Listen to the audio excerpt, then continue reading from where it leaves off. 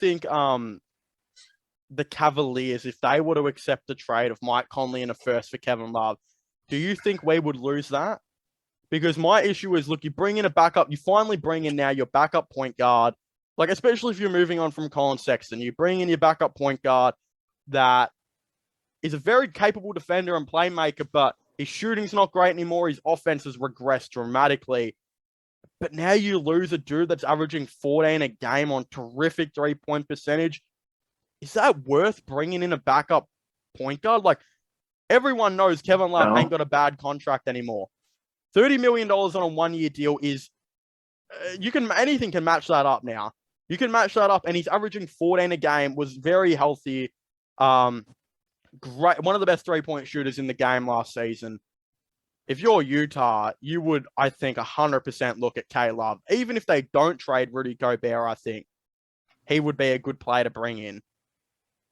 Yeah, for Utah, yeah, you make that deal. But if you Cleveland, I don't think you make that deal because you don't have any clear successor to just the shooting presence as Kevin Love, and you're trying to add on shooters, right? Yep. You're trying to add on players that can increase your spacing. You're trying to add on to players that can make it easier for Evan Mobley, Jared Allen, and Darius Garland.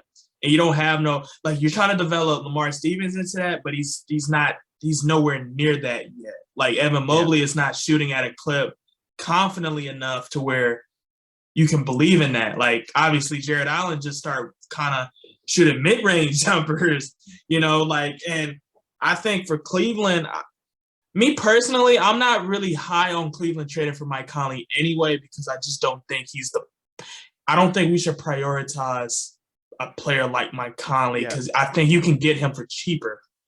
But can you get a player like Kevin Love for cheaper? And that question is no, because all of them is getting poached. Like all of the players that's built like Kevin Love is the players that's on championship contender teams because this is why LaMarcus Aldridge is gone, this is why Blake Griffin is gone, this is why all those type of players, like shoot, even Robert Covington, the lower tier to that is he re-signed for like $10 million a year or something, didn't he? On the Clippers, that's big. That's a lot of money. They couldn't let him leave. They didn't want to take the chance of him on an open market because they know how valuable that type of player is on the open market. So they overpaid for him because you had to. Yeah, because it was going to be another team that was going to probably overpay that offer. They was going to do it. The thing I see with the Cavaliers as well is we could get a cheaper alternative than Mike Conley, because we talked about the Colin Sexton or the Pistons trade earlier. I'm not saying that Killian Hayes is anywhere near as good as Mike Conley. But if you're looking to bring in playmaking and defense, I feel like Killian Hayes could also do that, just not at as great a level. Mm-hmm.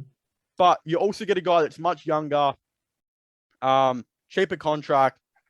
I think easier movable, because I don't know I only reckon a couple teams will be interested in Conley. Well, I think a lot of teams would see some value in Killian Hayes as a backup guard. So, yeah, I agree with what you're saying. I think the Cavs decline that. You'd have to give up a little bit more than Mike Conley in a first at this point if you're Utah to maybe make that happen.